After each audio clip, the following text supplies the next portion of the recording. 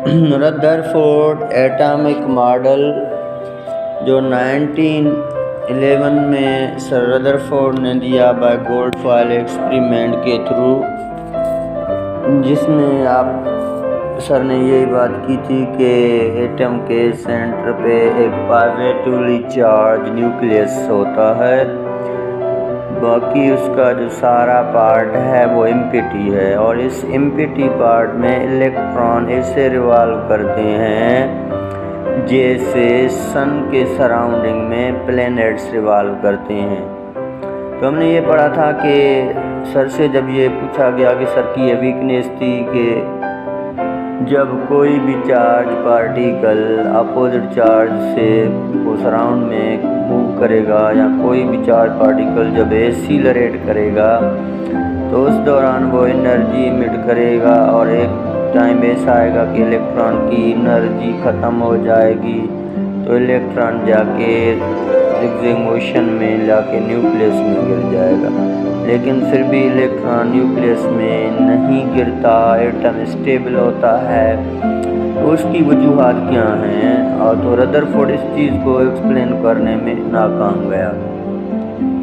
तो इस वीकनेस को समझाने के लिए, इस चीज़ को एक्सप्लेन करने के लिए डेनमार्क का साइंटिस्ट आ गया, सर नील बोहर, फिज़िक्स का सर प्रोफेसर है। 1913 में इस बात को समझाने के लिए, रदरफोर्ड वाले ऑब्जेक्शन को समझाने के लिए पहली मर्तबा सर ने एटॉमिक मॉडल दिया in 1913 by Niels Bohr, professor of physics Denmark.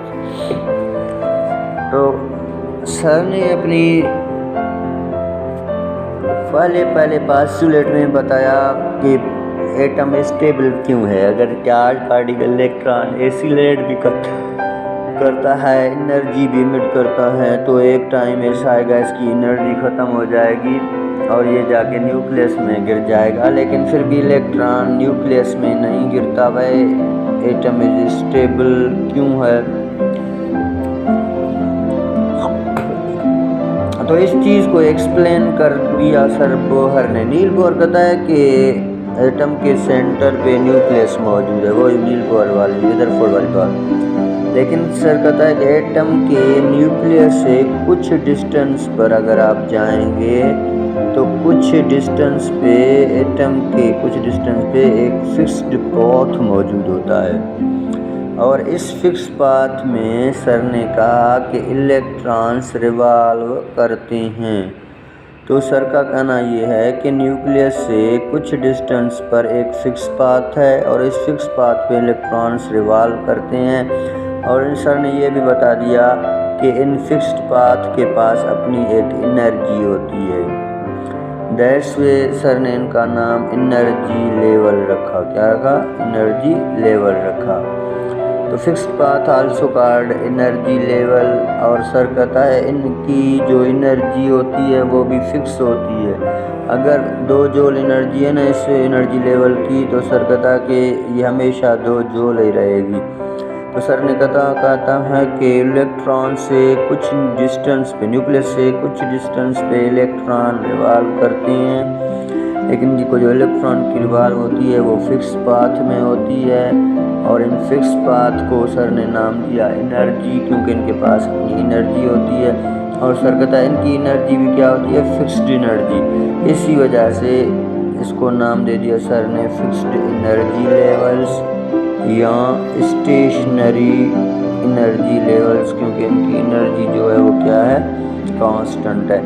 तो पहले पास्टुलेट्स में सर ने बताया कि न्यूक्लियस से कुछ डिस्टेंस पे इलेक्ट्रॉन्स मूव करते हैं इन फिक्स्ड पाथ। किसमें? इस फिक्स्ड पाथ में। और इनकी फिक्स्ड पाथ में या स्टेशनरी एनर्जी लेवल्स में या फिक्स्ड एनर्जी लेवल्स में।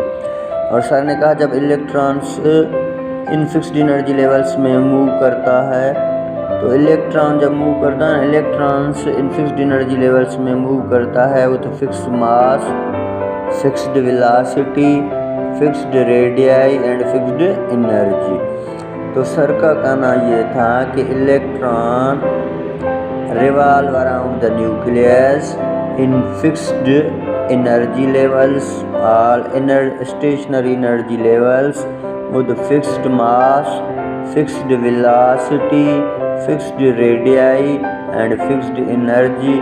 That's why it does not emit energy. तो सर कहता है इसी वजह से ये कभी भी एनर्जी इमिट नहीं करेगा। तो मेन डिफरेंस जो है between the Bohr, Niels Bohr और रदरफोर्ड के एटॉमिक मॉडल में वो यही था कि रदरफोर्ड कहता है सेंटर पे न्यूक्लियस है, बाकी सारा पार्ट एम्प्टी है। सर कहता है इस एम्प्टी पार्ट में इलेक्ट्रॉन की मर्जी है, जहाँ भी रिवॉल्व करे उसकी मर्जी है, उसकी मूवमेंट के लिए रिवॉल्व के लिए कोई भी फिक्स पाथ नहीं है, वो जहाँ भी मूव कर सकता है मूव करता रहेगा। तो नील बोहर कहता है ऐसा नहीं है। अगर इलेक्ट्रॉन कभी भी कोई भी चार्ज पार्टिकल जब रैंडम मोशन करता है, ज़िगज़ैग मोशन करता है, तो उस दौरान एनर्जी इमिट करता है और उस एनर्जी इमिट करने के बाद जाहिर सी बात है एटम तो स्टेबल नहीं रह पाएगा। लेकिन सर कहता है रैंडम मोशन नहीं होता, इलेक्ट्रॉन की मर्जी नहीं होती।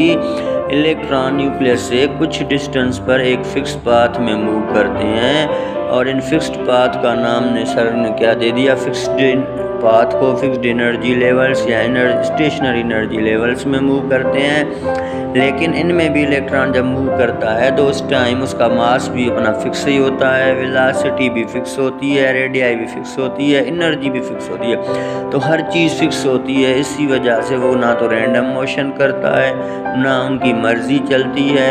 ये इस स्टेशनरी एनर्जी लेवल्स में मूव करता है, fixed mass, fixed velocity, fixed radii, fixed energy के साथ। इसी वजह से इलेक्ट्रॉन कभी भी एनर्जी इमिट नहीं करता, क्योंकि हर चीज़ इसकी फिक्स है यहाँ पे। तो इसी वजह से इसकी एनर्जी कांस्टेंट है। जब एनर्जी कांस्टेंट है, ये एनर्जी रिलीज़ नहीं करता, इसी वजह से ये फिक्स्ड वेलोसिटी के साथ मूव करता रहता है और कभी भी न्यूक्लियस में नहीं गिरेगा। तो पहला पोस्टुलेट और जो एक्सप्लेन करता है एटम की स्टेबिलिटी को कि ये एटम कैसे स्टेबल होता है। अलबत्ता रदरफोर्ड ने इसकी स्टेबिलिटी एक्सप्लेन करने में नाकाम गया, क्योंकि वो कहता है इसकी मर्ज़ी चलेगी, जहाँ भी जाए घूमे, कोई फिक्स डिस्टेंस नहीं, फिक्स्ड पाथ नहीं, कोई वेलोसिटी नहीं, न्यूक्लियस से दूर जहाँ जाए इलेक्ट्रॉन। लेकिन नील बोहर कहता है ऐसा नहीं होता। तो ये है फर्स्ट एनर्जी लेवल्स, यहाँ हमारे पास है first postulate of Niels Bohr. अभी देखिए सर सेकंड पोस्टुलेट में सर ने कहा कि ये जो इलेक्ट्रॉन्स मौजूद होते हैं, ये जो इलेक्ट्रॉन्स इन एनर्जी लेवल्स में मौजूद होते हैं, तो इन इलेक्ट्रॉन्स इन एनर्जी लेवल्स में मौजूद हैं। अभी सर कहता है कि जब इलेक्ट्रॉन सेकंड पोस्टुलेट में कहता है सर कि एनर्जी इलेक्ट्रॉन तब इमिट करता है, एटम एनर्जी तब इमिट करता है जब ये एक्सटर्नल सोर्स से एनर्जी को एब्जॉर्ब करेगा। जब इलेक्ट्रॉन एक्सटर्नल सोर्स से एनर्जी को एब्जॉर्ब करेगा तो उससे क्या होगा कि उसकी एनर्जी इंक्रीज हो जाएगी, इस न्यूक्लियस की अट्रैक्शंस पे डोमिनेंसी हो जाएगी और सर कहता है ये इलेक्ट्रॉन अब जंप करेगा from lower energy level to higher energy level. तो सर ने ये बता दिया कि जैसे इलेक्ट्रॉन एनर्जी एब्जॉर्ब करेगा, इसकी एनर्जी इंक्रीज होने के बाद ये जंप करता है from ground state to excited state. जो इसकी अपनी पोजीशन है दैट इज़ ग्राउंड स्टेट है। जब ये दूसरे हाई एनर्जी लेवल में जाता है तो ये इसकी क्या होती है, एक्साइटेड स्टेट। तो सर कहता है इलेक्ट्रॉन एनर्जी एब्जॉर्ब करने के बाद जंप करके ग्राउंड स्टेट से एक्साइटेड स्टेट में जाएगा। लेकिन जब ये एक्साइटेड स्टेट में जाता है ना, तो एक्साइटेड स्टेट में इसके रहने का टाइम बिल्कुल कम है, 10-8 second. Electrons remain in the excited state in only 10⁻⁸ second.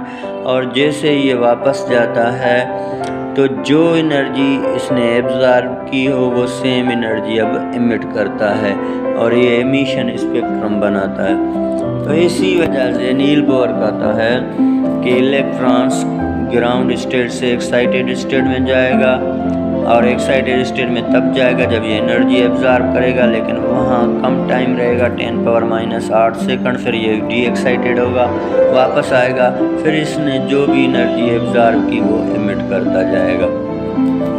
अभी देखें, तो इसका रीज़न ये है। तो ये पहली बात देखें, आप अगर यहाँ पे ये भी पूछ सकते हैं कि सर को कैसे पता कि इस फिक्स्ड पाथ में इन शेल्स की के पास एनर्जी है।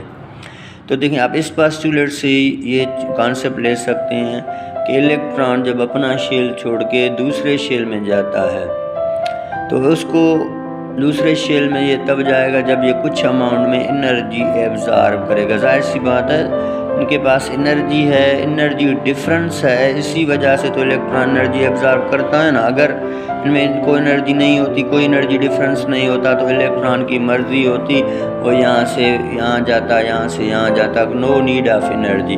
लेकिन ये चीज़ आपको एक्सप्लेन करती हैं कि इलेक्ट्रॉन के पास क्या है, एनर्जी है, क्योंकि ग्राउंड स्टेट से एक्साइटेड स्टेट में जाने के लिए उसको एनर्जी एब्जॉर्ब करनी पड़ती है। तो इसी चीज़ को देख के सर ने कहा देगा फिक्स्ड एनर्जी वैल्यूज़। अभी इलेक्ट्रॉन एनर्जी कितनी एब्जॉर्ब करेगा, तो सर ने एक इक्वेशन में समझाई, that is delta E is equal to E2 minus E1।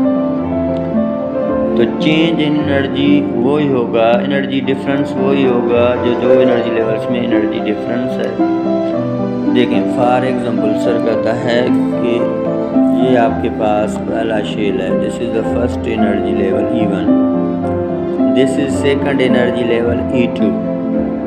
First energy level की जो एनर्जी है फॉर एग्जांपल 2 जूल, दूसरे एनर्जी की लेवल कितनी है 4 जूल। तो E2 और E1 में जो डिफरेंस हुआ, E2 और E1 में जो डिफरेंस हुआ 4 जूल माइनस ये E2 है ना, और ये E1 है। तो E2 और E1 के एनर्जी डिफरेंस कितने का हुआ 2 जूल का। तो सर कहता है जब इलेक्ट्रॉन ग्राउंड स्टेट में एक्साइटेड जाएगा एनर्जी एब्जॉर्ब करेगा, लेकिन इलेक्ट्रॉन उतनी एनर्जी एब्जॉर्ब करता है जितनी इन दोनों में एनर्जी डिफरेंस हो। तो ये 2 जूल है, ये 4 जूल है, तो ये दोनों में कितना डिफरेंस हुआ 2 जूल। तो इलेक्ट्रॉन एक्साइटेड स्टेट में जाने के लिए सिर्फ कितनी एनर्जी एब्जॉर्ब करेगा 2 जूल। तो सर कहता है जब इलेक्ट्रॉन ग्राउंड स्टेट से एक्साइटेड स्टेट में जाएगा और एक्साइटेड स्टेट में जाने के लिए वो मिनिमम अमाउंट में उतनी एनर्जी एब्जॉर्ब कर सकता है जितना दो एनर्जी लेवल्स में एनर्जी डिफरेंस है। तो this the difference of 2 joule. जब ये 2 जूल का डिफरेंस है तो ये एब्जॉर्ब भी 2 जूल करेगा। अगर आप इसको 3 जूल देंगे तो सर कहता है ये सिर्फ 2 जूल एब्जॉर्ब करेगा, बाकी 1 जूल जो है वो वापस रिफ्लेक्ट कर देगा। तो इसी वजह से अभी एक्साइटेड स्टेट में आ जाएगा, यहाँ तो 10⁻8 सेकंड रहेगा। सर कहता है फिर जब ये वापस अपने ग्राउंड स्टेट में जाएगा, जो इसने एनर्जी 2 जूल एनर्जी एब्जॉर्ब की वही 2 जूल एनर्जी एमिट करेगा। लेकिन इसकी अपनी एनर्जी तो फिक्स रही, उसने वो एनर्जी तो एमिट नहीं की ना, सिर्फ जो एब्जॉर्ब की वो एमिट की। तो इसी वजह से हम बोलते हैं कि एमिट भी करता है और इसको हम बोलते हैं ये एमिशन स्पेक्ट्रम बनाता है। तो सर ने ये बात कह दी, और साथ ही साथ सर ये भी कहता है कि न्यूक्लियस से जैसे जैसे आप न्यूक्लियस से दूर जाएंगे तो एनर्जी डिफरेंस जो दो एनर्जी लेवल्स के दरमियान होगा वो डिक्रीज होगा, कम होगा। अभी देखें फॉर एग्जांपल, पहली बात ये आप न्यूक्लियस से जैसे दूर जाते हैं, जैसे दूर जाएंगे तो इन एनर्जी लेवल्स की एनर्जी इंक्रीज होगी। मीन्स फॉर एग्जांपल ये हमारे पास 2 जूल एनर्जी है, फिर 3 जूल है, फिर 4 जूल है, यहाँ 5 जूल है, इसी तरह 6 जूल है।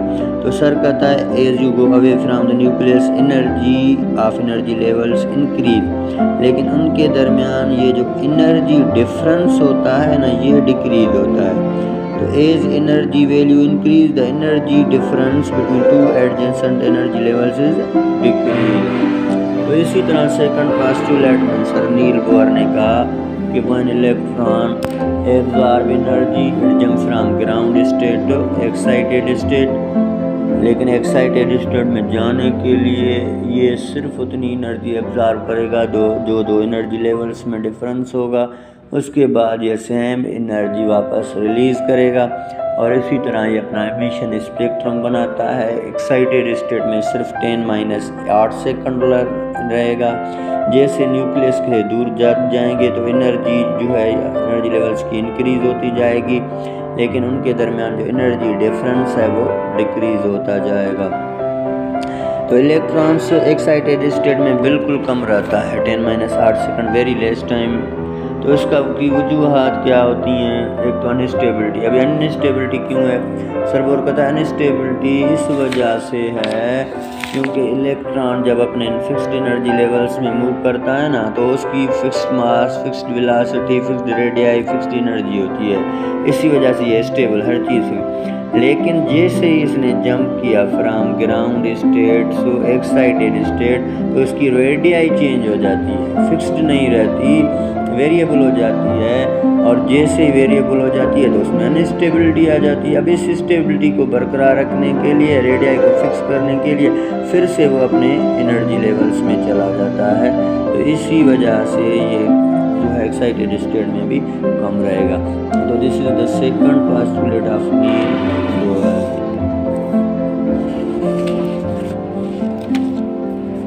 अभी सर नील बोहर की थर्ड पोस्टुलेट भी हमारे पास ये है। सर कहता है fixed energy levels are those. Fixed energy levels वही होते सकते हैं जहां आपका angular momentum of electron MVR जो है वो NH/2π के बराबर है। MVR means angular momentum, M means mass of electron, velocity of electron, radii of electron कितने के बराबर? NH/2π। तो जहाँ भी एंगुलर मोमेंटम ऑफ इलेक्ट्रॉन या MVR बराबर है NH/2π के, तो हम इसको बोलते हैं कि वो एनर्जी लेवल क्या होती हैं? फिक्स्ड एनर्जी लेवल होती हैं। और इन फिक्स्ड एनर्जी लेवल्स में इलेक्ट्रॉन मौजूद होती हैं। सर कहता है ये देखिए यहाँ सेंटर पे नहीं होता, तो यहाँ से यहाँ तक है, यहाँ पे MVR NH/2π दोनों का वैल्यू बराबर आया तो ये फिक्स्ड है। फिर आगे जा रहे हैं, फिर आगे जा रहे हैं तो यहाँ भी बराबर आ गया, तो ये दोनों हम कहेंगे क्या हो जाएंगे? ये फिक्स्ड एनर्जी लेवल हो जाएगी। तो ओनली रेडियाई चेंज, मास भी सेम है, वेलोसिटी भी चेंज सेम होती है।